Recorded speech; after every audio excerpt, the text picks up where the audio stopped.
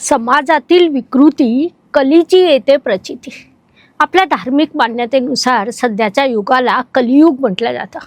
आपण सर्व कलियुगामध्ये वावरत आहोत। आता कलियुग म्हणजे नेमकं काय, तर त्याचेही वेगवेगळे भयंकर अर्थ सांगितले जातात। मात्र कलियुगातील कली हा कुठेही बाहेर नाही, तर तो आपल्याच आजूबाजूला आहे। समाजातील विकृती आज कलीचं भयंकर रूप समोर येत आहे। त्याहून भयंकर बाब कोणती आहे? आज माणूस ओळखणं सगळ्यात कठीण झालं आहे। त्यामुळे आपण त्या कलीला लगेच ओळखू देखील शकत नाही। तर सध्या चर्चेत असलेले खरात प्रकरण सर्वांना माहिती असेल।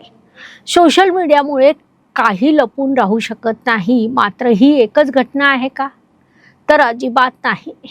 डॉक्टर असो, वकील असो, व्यावसायिक असो, समाजसेवक असो किंवा राजकारणी असो, ज्याच्या ज्याच्या हातात अतिरिक्त पैसा अधिकार येतो त्याच्यापैकी कुणीही विकृत होऊ शकतो।